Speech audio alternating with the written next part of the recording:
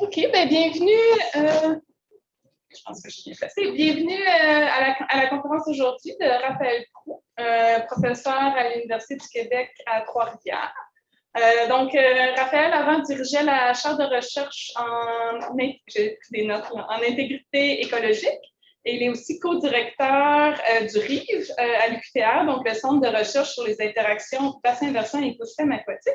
Donc aujourd'hui, il vient nous présenter ses recherches, donc je lui laisse la place pour nous présente ça. Merci Audrey. Ça me fait vraiment plaisir d'être là aujourd'hui. La conférence est en deux morceaux. Je vais vous parler de son en premier temps, puis après ça, je vais vous parler d'un projet qu'on a fait sur la décomposition de bois mort. Elisa Waldfish devait être ici pour présenter la deuxième partie, mais bon, elle n'a pas pu m'accompagner pour des raisons personnelles. Mais je vais quand même vous présenter ce morceau-là par la suite. Écoutez, je suis biologiste de la conservation depuis 2010 à l'UQTR. Et le titre que j'ai choisi pour la présentation, Enjeux de conservation saveur du mois, en fait, ça fait référence, c'est posé sous forme de question, ça fait référence à une question que je pense que tous les chercheurs en conservation doivent se poser. C'est de savoir est-ce que l'enjeu sur lequel je travaille, c'est vraiment quelque chose d'extrêmement préoccupant ou finalement on peut dire, ben c'est peut-être pas dans les priorités. C'est sûr que ultimement, tous les problèmes sont des problèmes, mais à un certain moment donné, sur des ressources limitées, il faut les hiérarchiser. Il faut être en mesure de dire, moi je pense que si j'avais 5 $ à mettre, je le mettrais sur cet enjeu-là plutôt que celui-là. Et donc, c'est autant notre responsabilité de dire à un moment donné, ben savez-vous, ça oui, mais c'est peut-être pas si prioritaire et par rapport à, par exemple, d'autres enjeux. Et donc, moi, quand j'ai commencé à m'intéresser au son, puis j'ai lu la littérature, je me suis posé cette question-là. Donc, ça n'empêche pas de faire des recherches, les recherches sont pertinentes, mais en termes de conservation, est-ce que c'est quelque chose où c'est un enjeu sur lequel je mettrais mon 5 $? On va garder la réponse pour la fin, mais je vais vous faire ma présentation d'abord. Donc, quand je rencontre mon administration puis ils me demandent bon, c'est quoi l'aspect pratique de tes travaux, je leur réponds ben, moi, je m'intéresse à quelques-unes des 8 millions d'espèces autres qui peuplent cette planète. Donc, c'est une façon de leur dire qu'on a un fardeau qui est assez gros sur le dos des écologistes, c'est-à-dire que beaucoup de sciences étudient l'humain, mais nous autres, on s'intéresse au reste. Donc, c'est juste une façon de dire ben, l'écologie, vous savez, c'est l'interaction entre les organismes entre eux, il y en a beaucoup, et avec leur environnement. Et moi, je me décris comme un écologiste des paysages. Donc, après une crise identitaire du début de la quarantaine, là, maintenant, j'ai décidé que j'étais un écologiste des paysages et je m'intéresse de plus en plus à ce qu'on appelle l'écologie sensorielle, donc l'interaction des organismes entre eux et avec leur environnement à travers les sens, à travers, par exemple, les paysages olfactifs. Ici, vous avez l'île de Montréal. C'est pas grave si vous n'êtes pas capable de lire la légende, c'est les NO2. Les concentrations de NO2, c'est une carte de l'île de Montréal avec les concentrations atmosphériques de dioxyde d'azote. On a les paysages visuels. Ici, c'est une image dans le visible, encore là, de l'île de Montréal. Donc, on reconnaît, par exemple, les zones végétalisées, les zones industrielles, certains grands axes, les champs agricoles. Mais on peut aussi le représenter d'un point de vue acoustique. Encore ici, c'est une carte de l'île de Montréal où on a les intensités acoustiques moyennées sur la journée à différents endroits. Et parfois, entre ces quatre-là, si on faisait une superposition, on trouverait que ça colle, mais d'autres endroits, non. Hein? On peut avoir un endroit qui est, par exemple, parfaitement végétalisé, mais où il y a énormément de pression acoustique. Donc, ce qui est intéressant avec l'écologie sensorielle, c'est qu'on commence à se demander, si je suis un organisme ici qui est doté de sens, ben, comment les structures visuelles, les sons, les couleurs, les structures, les couleurs, les structures, les aspects acoustiques et même les aspects olfactifs, si on veut, vont influencer mon comportement. Donc, les organismes interagissent avec leur environnement à travers leur sens. Ça, c'est une compilation de données que j'ai faite pour des centaines d'espèces. Ce que ça montre ici, vous avez la taille du corps des espèces des deux côtés. Ici, vous avez la taille de l'œil, le diamètre de l'œil, en fait, en millimètres. Et ici, vous avez la fréquence dominante d'un chant ou d'un cri qu'émet l'espèce. Et ce que je trouve intéressant dans ces graphiques-là, c'est que, et je nous ai mis nous, en fait, ici, là en haut, Ce que je trouve intéressant, c'est que ça permet en fait d'avoir des traits, parce que le diamètre de l'œil est très relié à l'acuité visuelle, de façon générale, chez les espèces. Donc, on a quelque chose, on a la taille du corps qui détermine en grande partie l'acuité visuelle, mais on a de la variation autour de ça. Des fois, il y a peu d'effets taxonomiques, de phylogénie.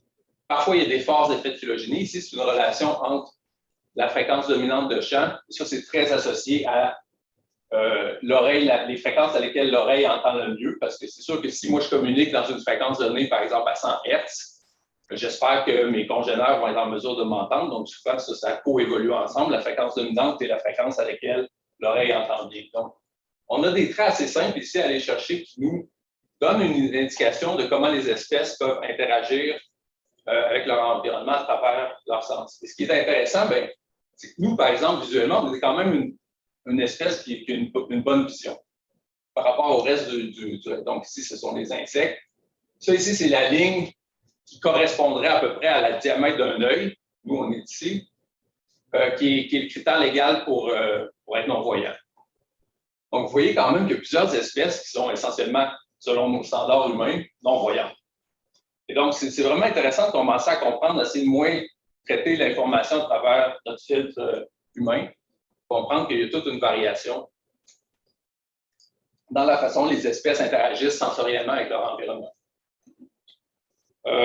Nous, ici, on émet des très basses fréquences en comparaison avec la majorité des espèces. Ici, c'est la ligne qui délimite à peu près ce qu'on appelle la pollution sonore, là, les fréquences qui sont souvent sous ça, c'est la pollution sonore par les activités humaines, se concentre dans cette plage-là. Ici, les espèces sont un peu libérées de cette plage de pollution sonore. Donc, le son et le comportement, la première chose, c'est qu'on a un signal qui, lui, est fait dans un environnement acoustique. Et ce signal-là peut être plus ou moins dégradé dépendamment de comment le fond acoustique est élevé ou pas, ou interfère avec le signal. Et les signaux sont utilisés par les organismes pour à la fois prévenir l'arrivée de prédateurs ou entendre l'arrivée de prédateurs, des signaux d'avertissement. Interaction sociale, évidemment, c'est le plus commun, donc la communication entre congénères, les champs de reproduction, aussi la quête de nourriture, donc il y a de la nourriture ici. Et aussi, c'est utilisé pour reconnaître l'environnement et se déplacer. Donc, le bruit d'une chute, il pleut par là-bas, il y a peut-être une arrivée d'eau ici, etc. Donc, c'est aussi utilisé pour la navigation et se déplacer dans le paysage.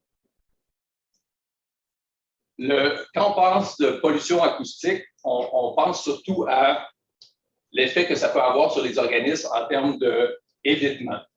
Donc, si j'ai un environnement acoustique, il y a une partie dont le fond sonore est plus élevé, où il y a de la pollution sonore qui est représentée par le gris ici, je peux avoir certaines espèces, des poissons ici qui vont l'éviter et d'autres non. Et vous comprenez que ça va changer toutes les interactions trophiques. Donc, s'il y a des espèces qui réagissent et d'autres non, ça peut faire des gagnants et des perdants. En termes de comportement, et ça ici, c'est tiré plutôt de ce qu'on connaît chez l'humain, mais il y a des fortes raisons de croire et de la littérature là-dessus que c'est la même chose chez les organismes, chez les animaux notamment. Ici, c'est la capacité à accomplir une tâche. Et ce que vous avez ici, c'est le niveau de pression acoustique. Le niveau de pression acoustique, c'est simplement ici une mesure de l'intensité du volume de son qui est présent. Et généralement, ce qu'on sait, entre autres de chez l'être humain, c'est que si on est dans un environnement où c'est très, très silencieux, donc on va dire c'est trop stressant, la présence de son augmente la capacité à accomplir une tâche. Donc, la capacité à accomplir une tâche est très basse quand l'environnement est parfaitement silencieux. On va essayer de donner un exemple. C'est le jeune qui est chez lui tout seul, la maison est vide, il n'y a aucun son, puis là, qui se met à entendre les moindres micro-craquements, etc. Donc, il y a un effet d'éveil et de vigilance. Il y a quelque chose qui nous met sur nos gardes parce que c'est comme trop silencieux d'une certaine façon. À l'opposé, évidemment, quand il y a trop de son, ça devient dérangeant. On a des effets de distraction et d'évitement qui font aussi que la capacité à accomplir une tâche diminue. Et il y a une zone de confort. Donc, le son peut avoir dans différents contextes, différents effets. Je vais vous en donner des exemples dans nos recherches. Généralement, maintenant, en écologie du paysage, on distingue les sons selon 3 grandes catégories. Les sons géogéniques, donc qui sont faits par l'environnement en tant que tel, l'environnement physique. C'est par exemple les vents, la pluie, les vagues, le craquement de la glace, etc. C'est ces genres de sons-là. Les sons d'ambiance aussi qu'on appelle, donc quand c'est non structuré, si je suis en ville le soir et qu'il ne se passe rien autour de moi, il y a quand même un volume ambiant qui est présent et ça fait partie. Anthropogénique, ben ça, c'est le fait de nos activités humaines. Donc, on les sépare de ce qui est biogénique, qui est le son qui est émis par les organismes vivants, notamment pour la communication, notamment pour les champs reproducteurs. Et enfin, ben, on a toujours comme un organisme receveur, ici, ça peut être un microphone. Et donc, quand on décrit le son, souvent, on a besoin de ces 3 composantes-là. Les sources, quel type de son est émis, le receveur, c'est quoi son appareillage pour comprendre ces sons-là, et finalement, qu'est-ce qui se passe entre les deux. Parce que le signal peut se propager de très bonne façon, mais il peut aussi être dégradé rapidement. Donc ici, ça c'est le petit genre de petit exercice que je fais pour m'amuser. C'est les sons de la BBC, donc British Broadcast Company. C'est une base de données qui est disponible. Et je les ai toutes téléchargées. En fait, là, ici, c'est un sous-échantillonnage que j'ai fait. Puis, je les ai caractérisés selon 2 critères, donc la fréquence dominante du son, puis un autre qui nous donne un peu une intensité relative. Simplement, ici, ce n'est pas très important, les axes, c'est plus de dire, bon, je caractérise les sons. La question que j'avais, c'est de dire, est-ce que les sons qui sont d'origine humaine sont nécessairement plus boring? Okay? Est-ce que nous, on fait quelque chose qui est juste dans un coin? Puis la nature, elle est donc incroyable. Elle permet de faire toutes sortes de sons qui sont très diversifiés ou l'environnement lui-même. La réponse est non.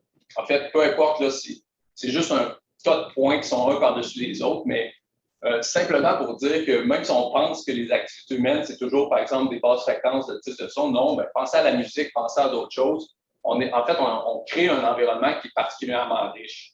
Est-ce que ça peut être une nuisance, une pollution? Certainement dans certains cas, mais si on le regarde simplement d'un point de vue de la diversité acoustique générée, nos sociétés, nos villes, ce n'est pas quelque chose qui génère quelque chose de plus, on va dire, moins riche acoustiquement que, par exemple, ce que fait la nature de façon générale. Au niveau de l'intensité des sons, ici, j'ai résumé la figure, mais essentiellement, vous avez le terrestre et l'aquatique d'eau douce ici, donc un niveau de pression acoustique, et les 2 boîtes. Ici, on a toujours des sons générés par les activités humaines. Évidemment, les activités humaines augmentent l'intensité sonore de façon générale. Tu vas dans un parc naturel, un parc national, il y a le train qui passe ou l'autoroute, on génère des sons. Ce n'est pas besoin de le démontrer nécessairement. Ce qui est intéressant ici, la bleue versus la blanche, c'est les sons qui sont ponctuels. Donc, qui ne sont pas en continu. Comme ici, on a un vombrissement, par exemple, de ventilation. Ça, c'est dans le continu. Souvent, ça, c'est comme plus faible acoustiquement en termes d'intensité que du klaxon, un bang de porte, vous comprenez? Et ça aussi, c'est le genre de choses qui, dans la littérature, a tendance à vraiment avoir des impacts plus marqués sur les animaux. Quand le son est ponctuel plutôt que continu. Parce que c'est plus difficile de s'adapter à un son qui est surprenant qu'à quelque chose qui est en continu, par exemple, comme ici, une ventilation. Et ça, on voit ça tant en milieu aquatique que terrestre. Donc, OK. Et les animaux, eux, je vous ai parlé beaucoup des sons que nous, on fait, etc. Donc, d'abord, je vais couvrir un petit peu le milieu terrestre. Je vais le couvrir sur une diapositive. Il y a énormément de littérature. Mais ce qu'on voit surtout, c'est que peu d'études, je vais le lire ici parce que c'est quand même important, comme c'est une série de points à retenir. Peu d'études font la distinction entre l'effet des sons et celui des structures sur les populations. Je donne l'exemple des routes. Donc, je construis une route. Après ça, je vois, par exemple, que les espèces d'oiseaux déclinent donc, en fonction de la distance à la route. Est-ce que c'est le son ou c'est la route? C'est vraiment pas si évident à distinguer les deux choses.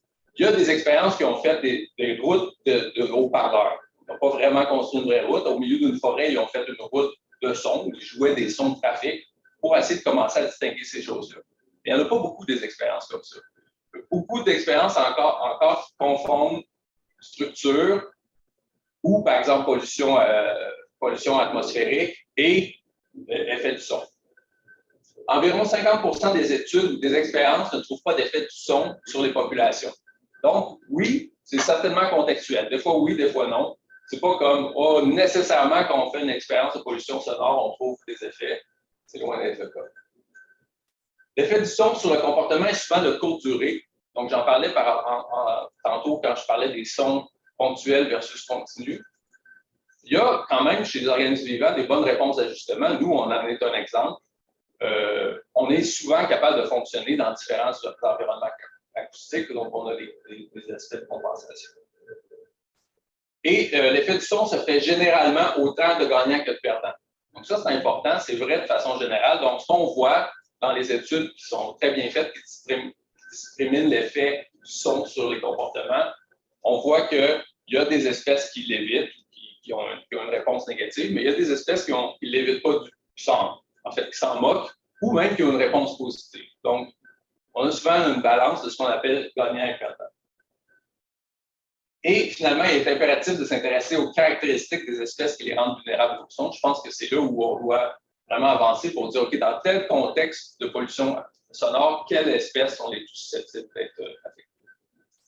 Un exemple, c'est une méta-analyse que j'ai fait avec une gang d'étudiants du QTR, où en fait, on a regardé toute la littérature où il y a eu des expériences d'oiseaux dont le chant a été enregistré soit en nature ou en laboratoire. Et après ça, ils ont été mis en présence de pollution acoustique et ils voulaient voir comment ils modulaient leur chant.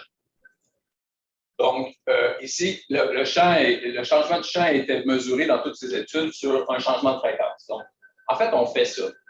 Quand, par exemple, je suis dans un environnement acoustique bruyant, vous n'en rendez peut-être pas compte, mais on augmente le volume, mais on change les fréquences ou parler plus aigu, d'une certaine façon. Parce que souvent, le son, lui, est dans des fréquences assez basses et on veut s'en extraire. Il y a deux façons. On peut augmenter le volume, mais on peut aussi changer les fréquences qui vont être plus facilement perceptibles. Et ça, on le voit chez les oiseaux, mais on ne le voit pas chez les oiseaux de grande taille. Et on ne le voit pas vraiment chez les oiseaux qui chantent dans des fréquences qui sont déjà élevées, donc plus de 3 kHz. Donc, ce changement-là, on le voit surtout chez les petits oiseaux qui chantent dans des basses fréquences. Donc là, c'est logique, il y a deux raisons. Si je suis plus petite taille, j'ai moins de capacité à augmenter mon volume acoustique. Et aussi, en plus, si je chante dans des fréquences qui sont très en chevauchement avec la pollution acoustique générée par les activités humaines, notamment, bien là, mon impératif à me soustraire de ça est plus grand. Donc, simplement ici un exemple pour dire les caractéristiques des espèces, si on a taille et fréquence de chant, c'est très important pour comprendre quelles espèces peuvent être affectées et quelles ne seront pas affectées. Je veux faire avant que Clément me saute à la gorge, je veux faire une petite parenthèse sur, là je parle de terrestres et de milieux d'eau douce. Évidemment, il y a énormément de recherches qui ont été faites en milieu marin, notamment sur les mammifères marins. C'est une recherche qui est bien documentée et d'ailleurs, maintenant, il y a plusieurs démarches de conservation pour du financement, pour des projets qui sont faits. Donc, je donne quelques exemples qui sont en cours et donc ça s'appuie quand même sur une démarche qui est importante, sur une recherche qui est déjà importante. Donc, ce qui m'amène à dire, OK, les mammifères marins, c'est couvert, les poissons, les poissons, en fait, on commence à s'y intéresser. C'est vraiment, vraiment récent. Bon, pour une première raison, parce qu'ils communiquent, ou très peu d'espèces communiquent par le son. On commence à se rendre compte, en fait, qu'ils en font souvent des petits sons, des choses qui ne sont pas... Mais certainement, par rapport aux oiseaux, aux amphibiens, aux mammifères marins, ce pas des groupes qui reposent essentiellement, dont par exemple, la reproduction repose sur une communication acoustique, etc. Néanmoins, les poissons entendent vraiment très, très bien. Et ça c'est fascinant. Ici, on a fait une synthèse de tous les audiogrammes de poissons qui ont été faits dans la littérature. Ce que vous avez ici, c'est les seuils d'audition. Donc, c'est des box plots. Plus le seuil d'audition est bas, plus l'espèce entend bien. Plus le seuil d'audition est haut, moins elle entend bien. Et si vous avez des groupes d'espèces, donc on a les salmoniformes, les truites et saumons, les perciformes, les dorés et les perchaudes, les spiniformes, les carpes et les ciprins, les siluriformes, donc les barbottes et les poissons-chats. Donc, ici, juste pour vous donner des références, ce n'est pas absolu, mais ça ici, ça serait un seuil d'audition. Donc, toutes les espèces qui sont sous cette ligne entendent la tondeuse à gazon. Okay. Donc, ça serait. Mais il y en a qui sont tout près, là. Il y a quand même des espèces chez les poissons qui ont un petit son tranquille, là, la tondeuse à gazon. Okay. Puis, il y en a qui dans la bibliothèque, ils entendent le fond sonore assez bien. Donc, il y a énormément de variations, comme vous pouvez voir, entre les espèces et entre les groupes. En particulier, les deux groupes ici, eux autres sont dotés d'adaptations auditives bien connues. Donc, je vais vous parler des adaptations auditives chez les poissons. Ils sont de 5 types. Mais essentiellement, on a les types 1 et 2 où il y a une connexion entre l'oreille interne et la vessie natatoire. La vessie natatoire chez les poissons sert un peu comme de tympan. Donc, elle entre en résonance quand il y a un son qui arrive.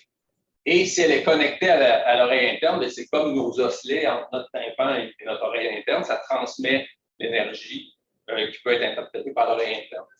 Donc, il peut soit y avoir une extension de la vessie natatoire ou l'appareil de Weber, qui est une chaîne d'osselets d'un point de vue évolutif, en fait, qui a évolué il y a très, très longtemps déjà, mais seulement chez certains groupes de poissons. En fait, les cypriniformes et les siluriformes ont cette adaptation-là des osselets de Weber. Ensuite, il y a certaines espèces qui vont avoir une bulle d'air près de l'oreille interne, d'autres qui vont avoir simplement une vessie natatoire. C'est quand même possible parce qu'elle rentre en vibration et peut communiquer de façon cinétique le son aussi à l'oreille interne. Et finalement, sans vessie natatoire, c'est vraiment l'accélération des particules du son lui-même qui va devoir activer l'oreille interne. Il n'y a pas de mécanisme un peu tympanique à l'intérieur. Maintenant que je vous ai présenté ça, je vais juste vous présenter les résultats rapidement de 3 expériences qu'on a faites en écoacoustique en eau douce dans mon laboratoire. La première, c'est sur la sélection d'habitats acoustiques chez l'onde de fontaine en rivière.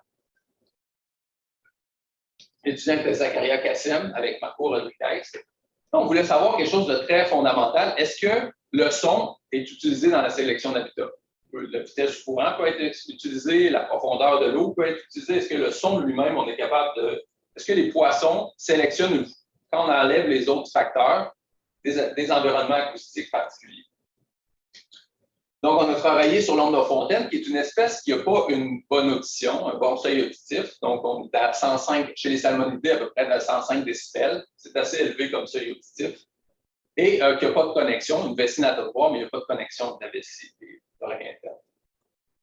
C'est un petit ruisseau où il n'y a que de l'onde de fontaine, donc assez naturel, avec un écoulement naturel, etc., dans le coin de Bellechasse, où on a travaillé, avec de la pêche électrique pour avoir des densités qui étaient précises, et en prenant des mesures acoustiques avec un microphone. Là, inquiétez-vous pas, ici, c'est un beau graphique plein de couleurs, mais ce que vous avez ici, c'est le niveau de pression acoustique, donc une mesure de l'intensité du son dans l'eau, et la distance linéaire, donc on avait un stretch d'à peu près 1 km du cours d'eau. Le cours d'eau en été n'était pas très large, donc on l'a réduit à une dimension au niveau acoustique. Donc ici, on est en amont, on s'en va vers l'aval.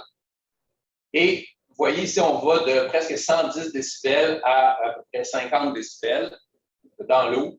Et on a fait des mesures répétées là, acoustiquement de pêche de poissons et aussi de mesures acoustiques. Ce que je veux surtout vous montrer, c'est toute l'amplitude de la variation qui existe au sein d'un milieu complètement naturel.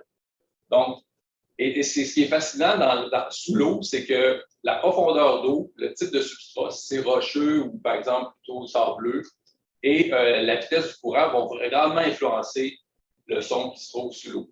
Et ce qui fait que si on est un poisson où on se promène avec un microphone, on peut passer en dedans de 5 mètres de 100 décibels à 60. Donc, c'est quand même fascinant, toute la mosaïque acoustique. Donc, c'est comme si on passait de la discothèque à la bibliothèque en franchissant un pas de porte. C'est vraiment particulier. Donc, les poissons évoluent dans cet environnement-là. La source de bruit, c'est quoi? C'est l'eau elle-même? C'est la turbulence de l'eau qui est vraiment la source de bruit. Tu peux avoir aussi de l'écoulement qui arrive, mais c'est vraiment l'écoulement.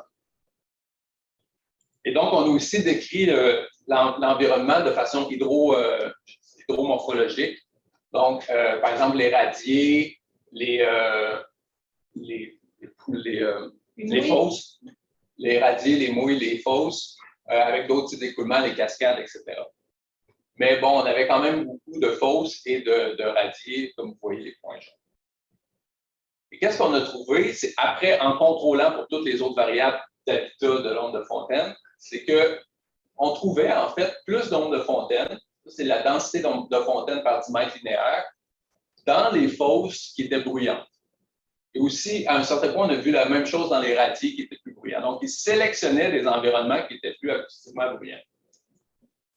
Évidemment, ça cache certainement un mécanisme derrière. C'est fort à parier qu'ils ne veulent pas nécessairement être dans un environnement bruyant, mais cet aspect de bruyant-là, est quand même, il faut le prendre en contexte. Encore une fois, ça, c'est le seuil auditif de l'onde de fontaine.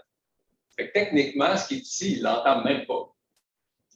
Et donc, à partir d'ici, il commence à... Donc, cette question de où je suis par rapport à mon gradient d'hypostress versus hyperstress. Donc, un environnement comme ici, pour l'onde de fontaine, ce n'est pas nécessairement un environnement qui est une discothèque qui est extrêmement bruyant. Donc, on pense, et ça c'est une hypothèse, que si, par exemple, l'onde de fontaine a le choix entre deux fosses, il va sélectionner celle qui va être plus bruyante parce que c'est certainement associé avec un apport en nourriture qui est plus important. C'est une hypothèse. Pourquoi il sélectionnerait une fosse qui est plus bruyante? Ça doit être associé. Donc, on n'a pas mesuré la quantité de nourriture qui est arrivée par le... Donc, on ne peut pas confirmer notre hypothèse, mais ce serait quelque chose qu'on pourrait faire expérimentalement de jouer, par exemple, dans deux fosses, des sons ou pas des sons, pour voir si, indépendamment de la quantité de nourriture qui arrive, s'il sélectionne une fosse qui est plus bruyante. Ça peut avoir des implications aussi importantes dans toute la gestion des cours d'eau, les barrages, l'hydrologie. Parce que si, essentiellement, on trouve que les poissons utilisent le son, donc ils entendent bien, il y a des fortes chances pour faire des activités courantes, toute la modification de l'hydrologie, etc., donc va avoir des répercussions importantes sur leur déplacement et sur leurs activités.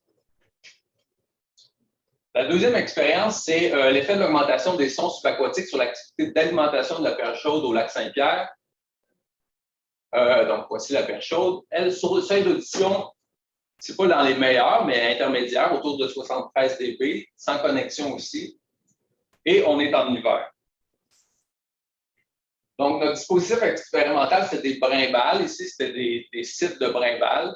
Donc, nos captures, en fait, il fallait vraiment qu'un poisson attaque le poisson à pas. C'était avant qu'ils interdisent que les poissons ne puissent pas être vivants.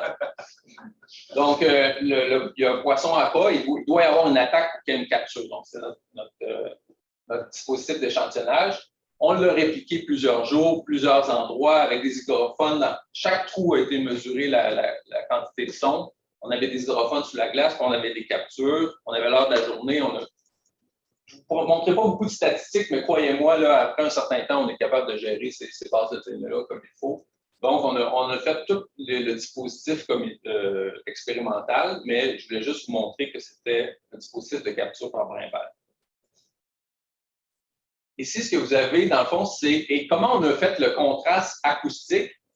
Bien, en fait, c'est des villages de pêche. Fait qu'on est sous la glace là, pour ce qui est du poisson. Donc, ils ne voient pas, eux autres, les motoneiges. Il n'y a pas de structure visuelle. Pour eux, c'est opaque, il y a de la neige par-dessus. Donc, le niveau de lumière sous la glace, c'est zéro, sauf en dessous. C'est un milieu à 4 degrés, donc il n'y a pas dans un environnement vraiment froid et sans lumière. Mais ce qui se passe au-dessus va vraiment modifier grandement l'environnement acoustique. Donc, ça, c'est la fin de semaine. C'est l'environnement acoustique de fin de semaine. Et en bleu, c'est sur semaine, dans le village de pêche Champ des Arts. En fait, on a été capable de faire un design en répliquant sur plusieurs fins de semaine, plusieurs jours, etc. Un design où on avait du son et pas de son pour voir l'effet sur les captures. Et ce qu'on a trouvé, c'est que la perche chaude, en fait, attaquait beaucoup plus en présence de son. Ce qui n'était pas le cas pour le brochet ici. Donc, ça c'est vraiment, on aurait pu s'attendre que ce soit moins, on a corrigé pour l'effet de densité de pêcheurs, etc. Donc, mais c'était tellement fort dans les données, c'était vraiment un résultat où, ici, on avait un cas où le poisson s'activait plus en termes d'alimentation quand il y avait présence de pression acoustique.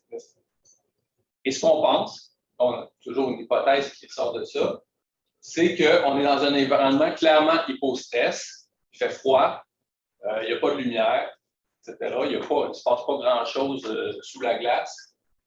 Et il se peut qu'en présence de son, ça active un peu le poisson qui se dit OK, ça l'encourage à aller attaquer une proie d'une certaine façon qui est disponible. Et en fait, nous, les chercheurs, souvent, on découvre ce qui est déjà connu, hein.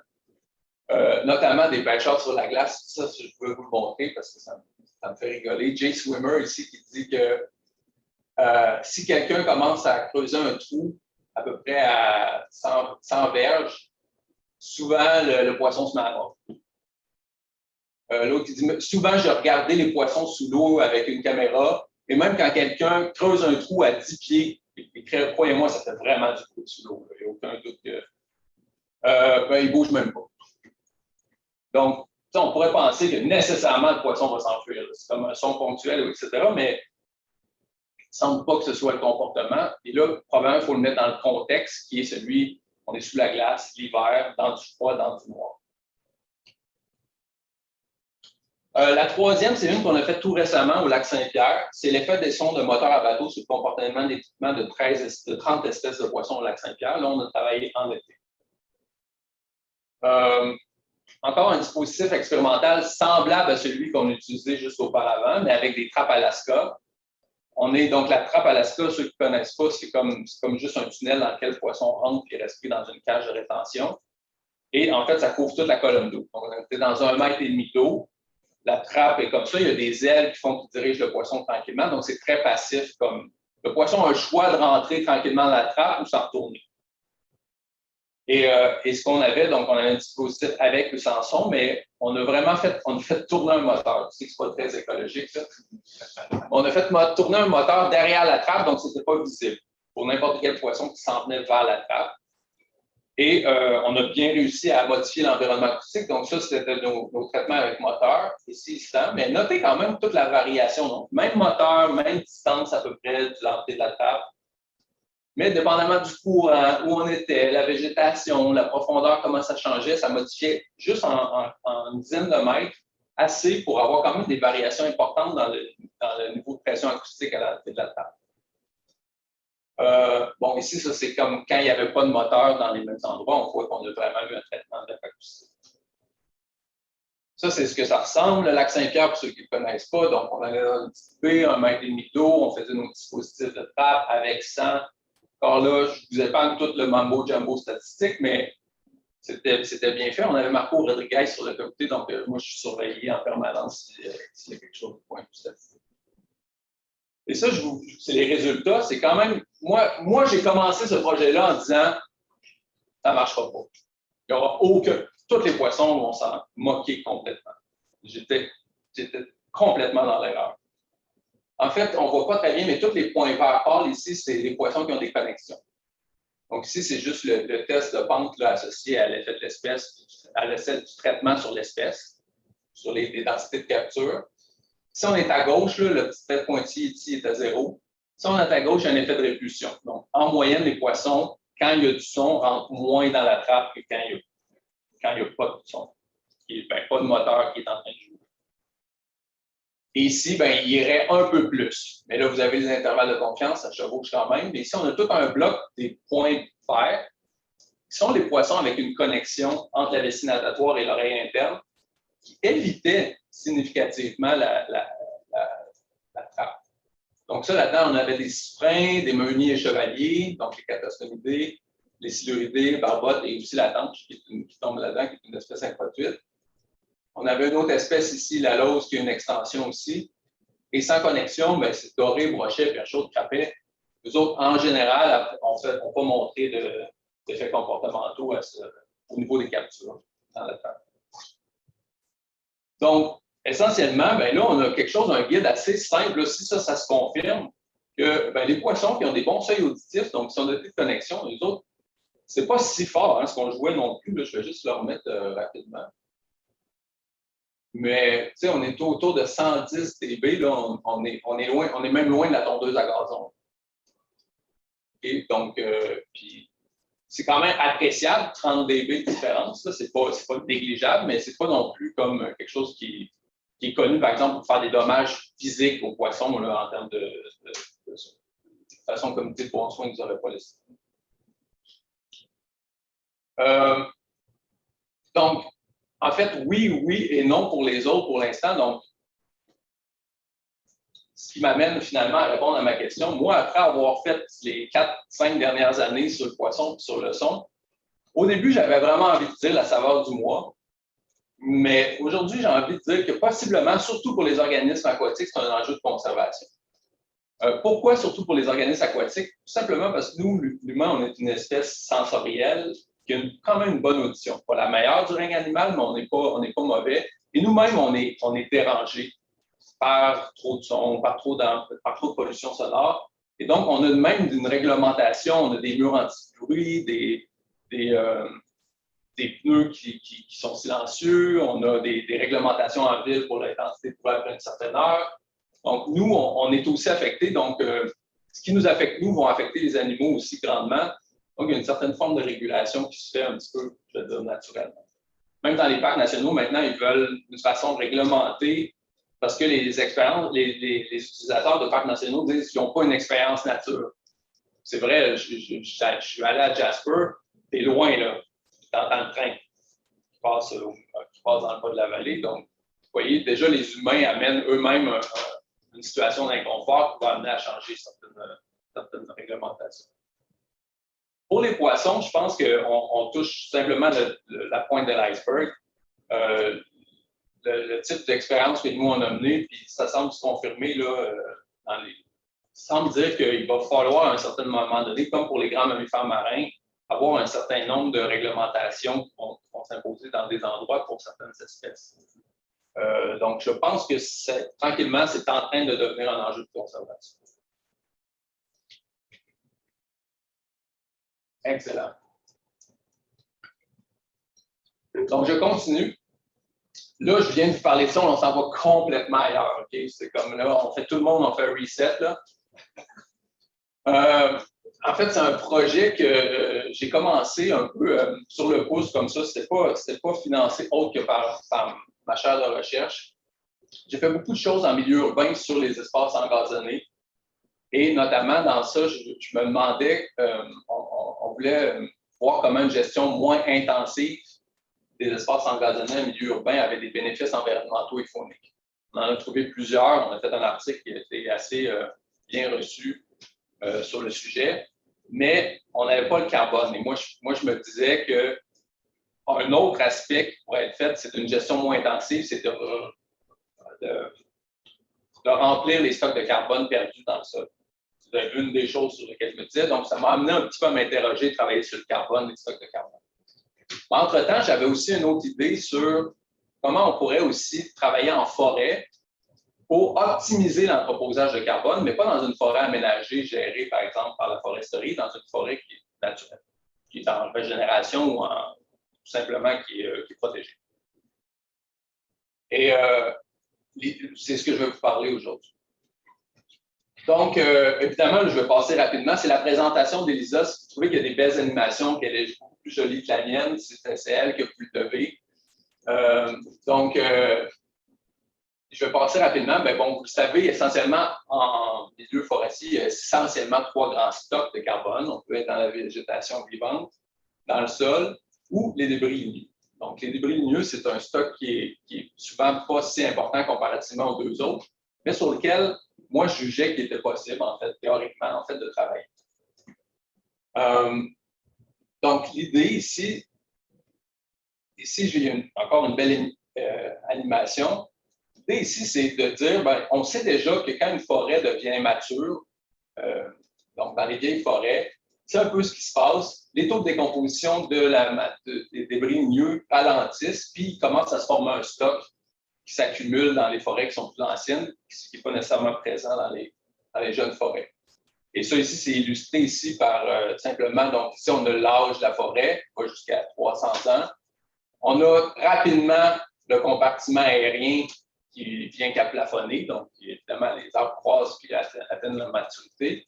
Mais le stock, lui, des débris ligneux, lui passe un creux et après continue de s'accumuler dans les taillis. Donc, c'est une des façons par lesquelles les vieilles forêts continuent d'accumuler du carbone dans les débris ligneux, mais aussi dans le sol.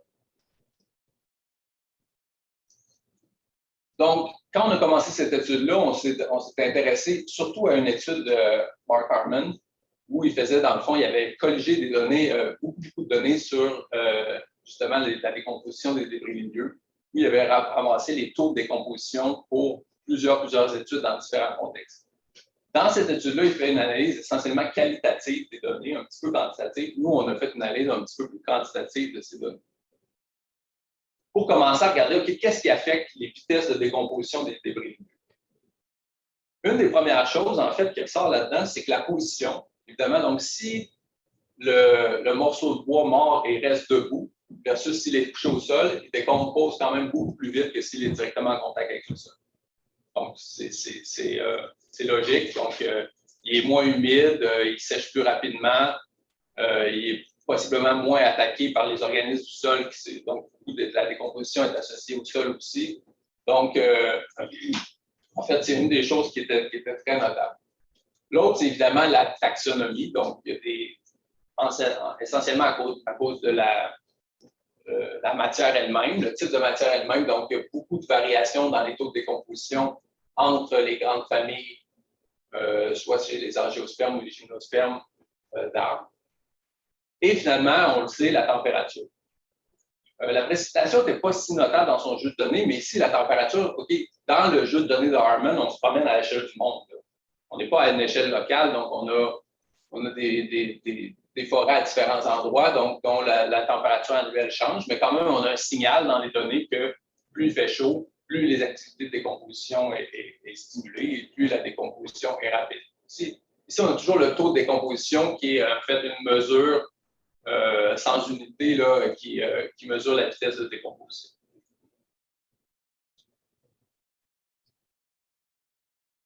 Alors, on a voulu faire une expérience où on s'intéressait justement à ralentir la décomposition du bois mort en sachant que la texture du sol, la température, la composition, donc l'espèce, la composition du bois et la position du morceau, ce qui était au sol ou surélevé, allaient influencer. On a mesuré un certain nombre de variables qu'on a mesurées ou manipulées. Donc, ce qu'on a manipulé, c'est le type d'essence. On a travaillé avec quatre espèces. Mais aussi, on a fait un traitement où on a mis de l'huile de thon, je vais vous en parler tout à l'heure, pour modifier la qualité du substrat. La position, donc on a des morceaux qui étaient au sol ou surélevés, et les quatre espèces aussi qui étaient là. Ce qu'on a mesuré comme covariable, c'est le carbone organique du sol, les radiations à travers la fraction de la canopée qui était ouverte au-dessus de nos sites, le pH du sol, la température du sol et la texture. Donc, ça, c'est les quatre espèces avec lesquelles on a travaillé. Donc, le pin rouge, l'érable rouge, chêne rouge et le peuplier à grande dent, voilà.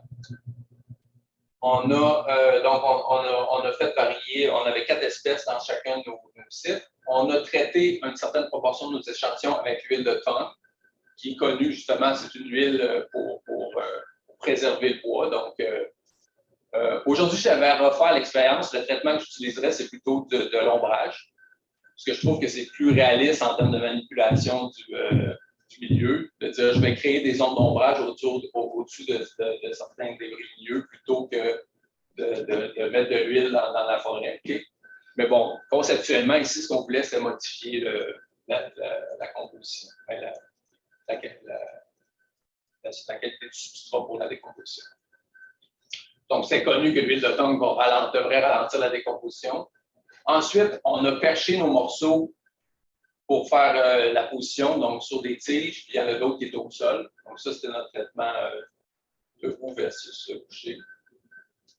Et donc, on a fait tout ce qui doit être fait. On a séché, on a traité, on a ensaché, on a numéroté, on a repesé, etc. avant de partir sur le terrain. On travaille avec des petites pointes de table comme ça, en termes de réplique.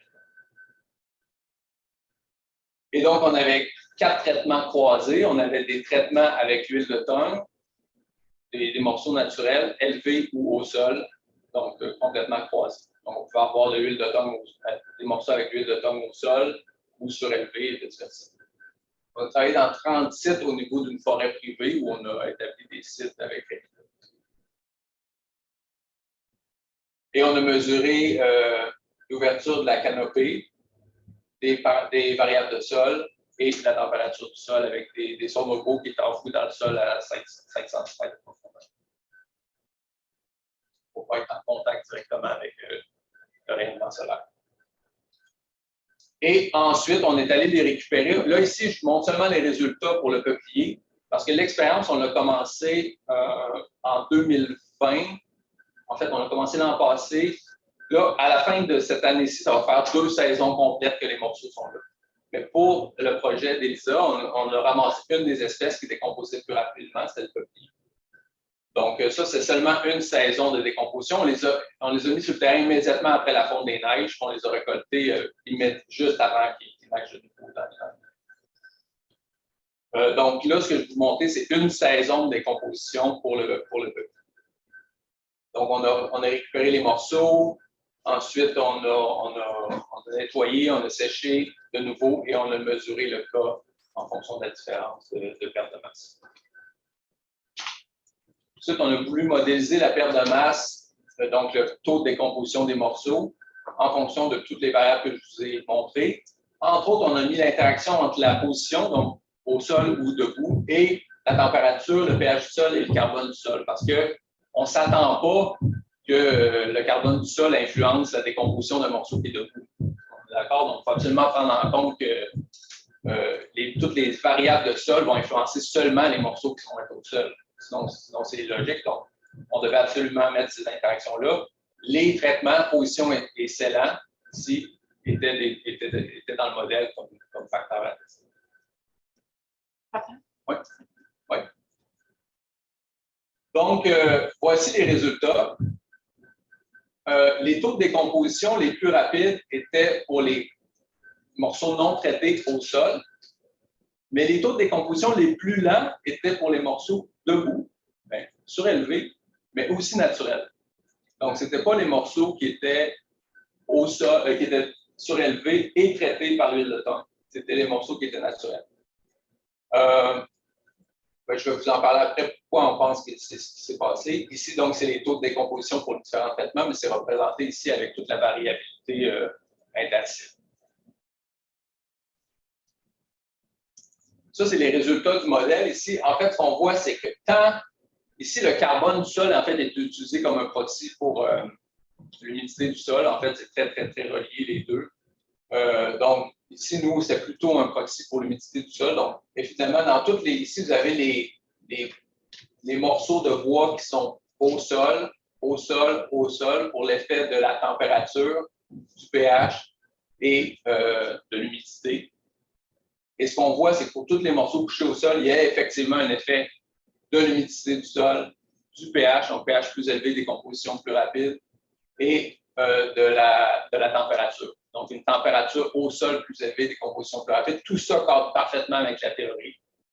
Donc, ça, c'était dans le modèle. Et vous voyez que pour les positions debout, en fait, on n'a pas d'effet. D'abord, donc, ça fonctionne bien là, vraiment au niveau du design et de ce qu'on s'attendait de l'expérience. Donc, quand on a le cas, on peut aussi calculer le temps de demi-vie de décomposition. Ça, c'est le temps que ça prend pour perdre la moitié de la masse de l'échantillon, qu'on peut exprimer en années. Ici, donc, on a les mêmes résultats, mais cette fois-là, exprimé en termes de demi-vie de décomposition, donc le temps pris pour décomposer. Et ce qu'on voit, c'est qu'on va presque à 14 ans en moyenne pour les morceaux qui étaient debout naturels, et à peu près 5 ans pour les morceaux qui étaient au sol naturel. Un fort effet de la position du morceau de bois sur les vitesses de décomposition. Et on pense que ce qui s'est passé pour les morceaux avec traitement, c'est que dans un premier temps, ça a juste été lessivé. Donc, il y en avait évidemment qui est rentré dans le bois, mais il y en avait qui étaient aussi juste dessus comme une espèce de glaçage.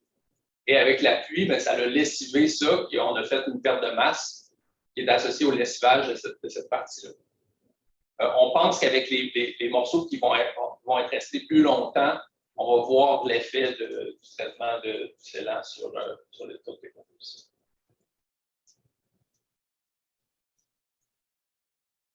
Donc, c'est ça. Donc, là, cette année, on va ramasser les autres espèces, puis on va compléter l'article, on va compléter le papier pour ça. En fait, il n'y a pas tant de littérature sur des expériences très locales sur la décomposition comme ça. C'est quand même... donc, je me suis aventuré là-dedans, mais c'était mon occasion de parler un peu de carbone. Puis je me suis vraiment bien amusé. En fait, ça a donné un projet avec la MRC Nicolet-Yamaska où là, on travaille sur des bandes rétraines élargies, des crédits carbone, des choses comme ça.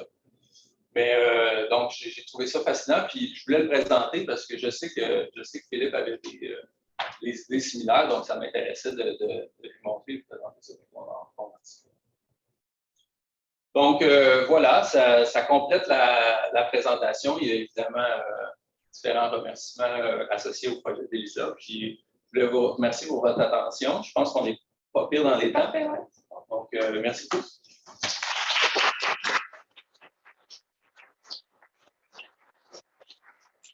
On a le temps pour des questions. Je favoriserais peut-être les étudiants qui ne sont pas dans le cours en premier parce qu'on va avoir quand même du temps avec Raphaël après. Donc, s'il y a des questions pour les personnes qui ne sont pas dans le cours. Oui. Ah, mais je pense que c'est l'auditoire de façon générale. Oh, oui. Bon, moi, j'avais une petite question sur l'idée au départ de contrôler la dégradation dans le bois mort. On sait quand même que c'est un compartiment qui prend du poids vers le sol, c'est là qu'on veut faire plus. Pourquoi il est en arrière de pouvoir conserver plus, parce que si on met le carbone dans ce compartiment-là, on ne peut pas le laisser aller au contraire dans le sol. Bien, en fait, ma compréhension de la chose, c'est que essentiellement, tu vas avoir une perte entre les deux, encore là, de respiration. Donc, tout le carbone du compartiment des débris ligneux ne va pas se ramasser dans le sol.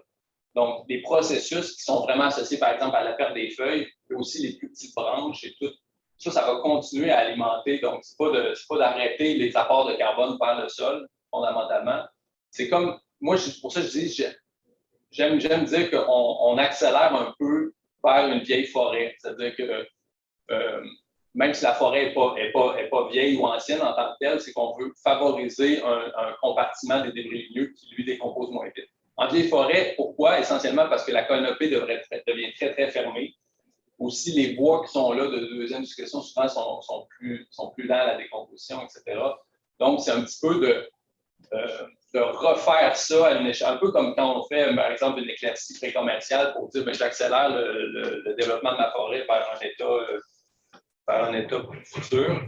Bien, on peut aussi le représenter d'une certaine... Donc, ce n'est pas d'arrêter les flux de carbone de la canopée vers le sol, mais c'est de dire seulement pour les compartiments des grands débris ligneux, de dire est-ce qu'on peut en accumuler un peu plus. Pratico-pratique, est-ce que vous avez imaginé des façons de faire comme... Sérieusement, j'y ai pensé, mais on n'a pas fait l'analyse de OK, si j'engage 2 étudiants qui lèvent des bouts de bois tout l'été, est-ce que c'est rentable? Mais c'est intéressant, c'est une question qui est vraiment intéressante. Oui, exactement. Bien, techniquement, oui, mais même, on pourrait même dire, là, j'extrapole que les arbres qui sont sénescents, etc., ils meurent debout, mais tu t'assures qu'ils restent debout, par exemple. Donc, quand ils vont perdre leurs feuilles, etc., il va y avoir un autre qui va prendre la place, comme en succession normale. C'est juste que là, au lieu d'être couchés au sol, ils vont rester debout plus longtemps. Donc, je pense que ça vaut la peine de réfléchir à des aspects de... Tu sais, c'est pas de faire d'intervention qui est trop majeure, mais de dire est-ce que par des interventions bien ciblées, etc., qui ne vont pas trop changer la dynamique de l'écosystème en tant que tel, on peut juste balancer l'accumulation de carbone vers un point où on en met un peu plus. Donc, c'est un peu l'idée, mais OK, on est dans les balbutiements de ça, sauf que c'est l'idée. D'autres questions? Vas-y, Clément. Bonjour, Raphaël. Je trouve ça très intéressant. C'est la première partie. J'ai une question, ça va aller vite. Question à commentaire pour une question. J'ai contribution de Taylor Swift. C'était quoi exactement? Je ne l'ai pas enlevé, mais ça, c'était un clin d'œil d'Elisa, fait que pas drôle de demander. Commentaire sur les recommandations sur le tourisme. Peut-être un point, je ne sais pas, je vais parler un petit peu, là, mais au niveau quand on parle des effets, des dépenses, c'est une des catégories d'effets que vous demandez. Il y en a plusieurs autres là, sur les effets, notamment sur le stress, c'est difficile à documenter, et puis le document avec le cortisol, notamment, on a aussi à faire un petit peu leur entrée. On voit par exemple sur l'analyse qui peut montrer que même si on a de réaction, comportementale difficile, peut avoir une réaction, peut avoir un effet. Tout ça, c'est juste le bénéfice du cours. En fait, évidemment, il y a la correction centropique, on voit notamment au 25 quarts avec les explosions de qui sont à venir. Et là, par exemple, de chaque, on peut voir le pourcentage, on peut poser des dommages physiques. Bon, je peux un peu plus éloigner de l'acoustique, mais qui rentre aussi dans le détail. Ça, c'était plus un commentaire. J'ai une question sur l'aspect sur les courses. Tu disais que vous aviez évidemment isolé les facteurs courses. Est-ce que l'effet de la profondeur a vraiment été contrôlé? Oui. Oui. Est-ce qu'on peut savoir, est-ce que vous avez vraiment plus profond sur la profondeur? Oui, donc finalement, c'est comme si tu veux, c'est une fausse moyenne de profondeur moyenne. Mais si j'en ai une plus brillante que l'autre, c'est combien? C'était du bruit, c'est la géographie. C'est du bruit juste d'écoulement. D'écoulement. Donc, c'est un bruit auquel les animaux sont habitués. Absolument. Absolument. Mais en fait, c'est drôle parce qu'il se fait, rapidement, la doc là-dessus, il se fait énormément de recherches sur la pollution acoustique, un peu comme la dernière que j'ai montrée. Mais par exemple, pour les poissons, on ne sait même pas encore bien de pourquoi ils se servent de leur audition. Pour faire quoi? Je veux dire, si c'est un champ reproducteur, ben, tu te dis, OK, ils ont besoin de l'audition pour comprendre que le partenaire est là. Mais quand c'est le poisson, pourtant, ils entendent bien. Donc, il y a quand même juste la recherche écologique à faire sur comment ils utilisent l'environnement acoustique quand c'est même pas perturbé par des activités humaines. Puis sur le stress, absolument, c'est juste beaucoup d'études de stress. Ça ne peut pas se faire en milieu naturel parce qu'il y a tellement de facteurs qui jouent sur les mesures physiologiques de stress en milieu naturel. Donc, moi, je ne suis pas tellement un gars d'aquarium, donc, mais oui. Ça va faire marrer avec le souffle. Souvent, on capturait des souffles parce que la surface. Avec le souffle des volcans marins.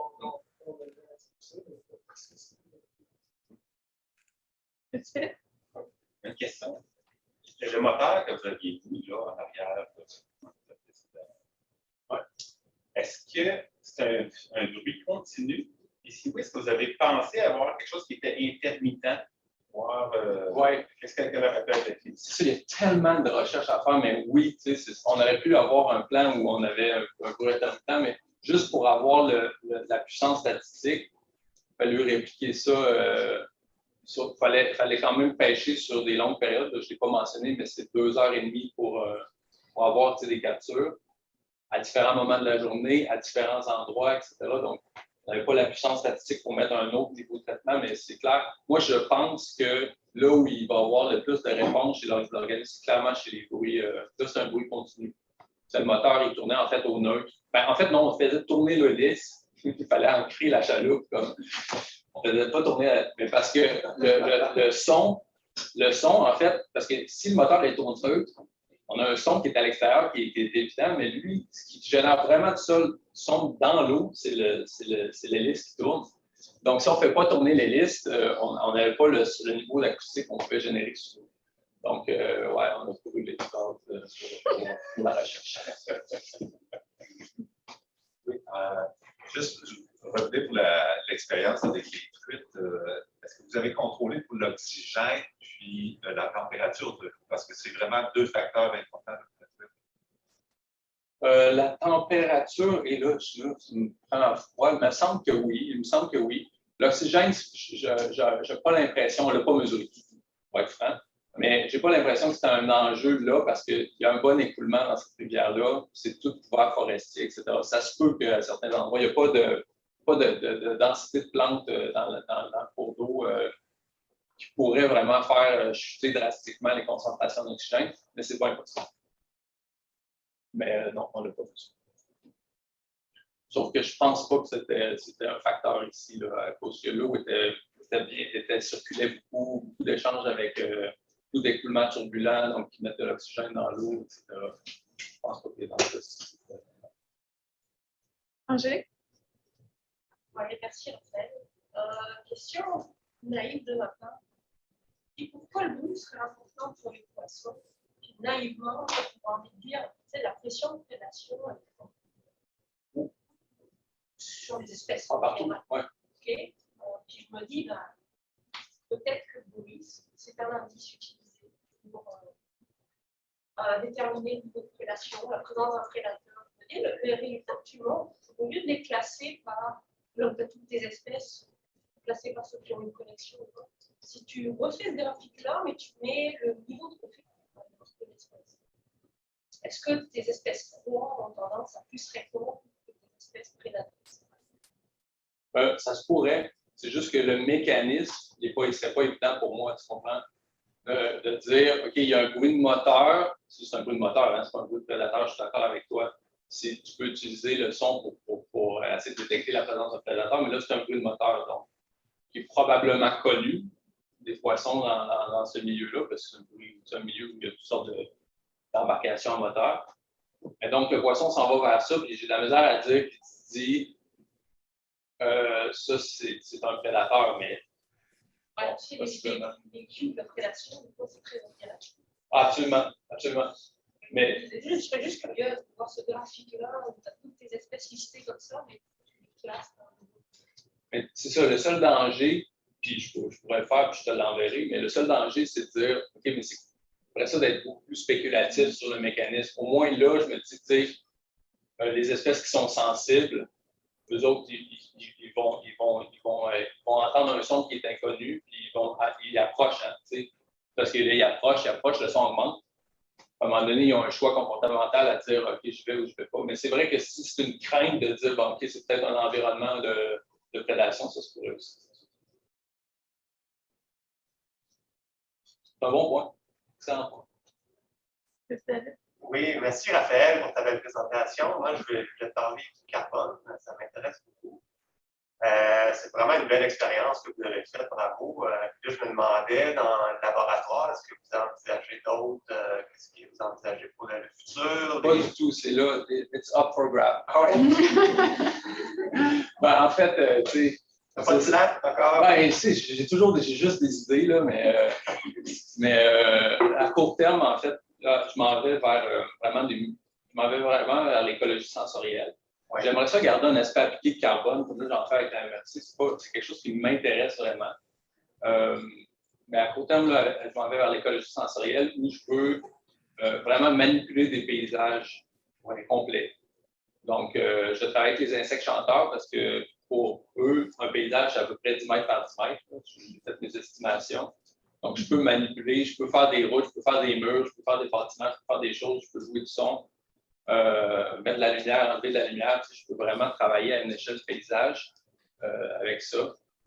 Mais là, c'est vers ça que je m'en vais avec mon CSNG.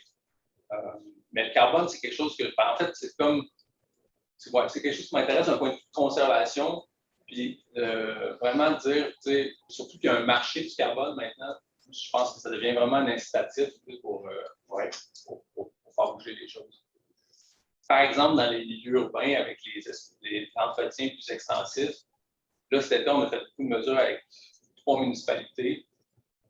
Parce que si, par exemple, on est capable de montrer qu'une municipalité prend moins souvent ses terrains, en gérant une prairie de façon plus extensive, par exemple en fauchant aux 2 ans, ben, est capable de remonter les stocks de carbone du sol qui ont possiblement été perdus pendant un entretien trop intensif. Ben, tu sais, honnêtement, soit elle peut le déclarer dans son bilan de carboneutralité ultimement, ou même le mettre, faire un protocole puis le mettre sur le marché. Donc, C'est ça qui m'intéresse, à combiner l'aspect un petit peu économique du crédit carbone avec les aspects de gestion qui sont pour l'environnement. Ouais. Une dernière? J'ai le droit qu'à une seule, je verrai avec. Ah ben non, tu as le droit à 2. La première, c'est juste rapidement. Si tu penses de rester dans les endroits qui sont confortables pour les poissons au niveau sonore, si vous augmentez et que vous allez dans l'inconfortable, est-ce que toutes les espèces vont passer du bord d'extinction ou est-ce qu'il y en a encore qui vont profiter parce qu'il y a des interactions qui vont changer? Si j'avais à faire une hypothèse, je me trompe souvent. Fait que moi, je suis souvent une fois sur deux. Tu peux flipper 25 cents. C'est que je n'aurais plus qui sera en répulsion, mais il y en a qui encore ont mettons, peu de réponses. Par contre, ce qu'on sait au niveau des poissons, c'est qu'à un certain niveau de seuil, là, on est dans le très, très élevé, là, comme le battage de pieux, les explosions d'obus. On le sait que là, c'est juste tellement fort que ça cause des dommages physiques à l'oreille interne. Comme ils viennent assourdis pendant un certain temps. Ça, c'est connu parce que ça a été, par exemple, l'exploration sismique. Ça c'est connu déjà. Donc, dans le très, très fort, on le sait. Dans les autres types comme les moteurs, c'est là où c'est moins connu. C'est sûr que ça va être moins des dommages physiques, par exemple, de tuer des poissons jusqu'à un certain niveau, ça peut arriver. Ça va être plus comportemental rendu là, comme de l'évitement, comme du stress, comme de la distraction. C'est quand tu as deux enfants et que tu es dans la pièce, tu as tendance à donner de l'attention. Quand tu as la pièce, le bruit devient confortable, en général. Et ma dernière petite question, c'est encore au lien avec les enfants, c'est est-ce qu'on doit les chicaner encore, les cogner dans l'aquarium pour qu'ils veulent voir les poissons? En fait, les poissons d'aquarium, c'est des poissons qui ont une connexion, qui ont une adaptation auditive. La majorité des poissons d'aquarium. Donc, maintenant, techniquement, est-ce qu'ils se sont habitués? S'ils cognent à répétition avec un mouvement continu, peut-être qu'ils vont s'habituer, comme nous, on le fait. Mais s'ils arrivent, ils passent à côté, puis, c'est sûr que ça les fait sursauter, c'est grave. En fait, on est tous dans le sous-létal. Hein. C'est probablement pas. Moi, comme je disais, j'étais en entrevue là-dessus. C'est comme quand on commence à cumuler ça, puis, par exemple, la lumière en ville, puis par exemple, la pollution chimique, probablement l'accumulation d'un certain nombre de stresseurs comme ça qui font qu'à un moment donné, ça va avoir des impacts démographiques. Là. J'aurais tendance à ne pas penser que le son dans ces niveaux-là, à lui seul, est comme va mener à l'extinction d'une espèce. Je ne serais pas alarmiste de cette façon-là. Bon, ben merci beaucoup, Raphaël, pour ta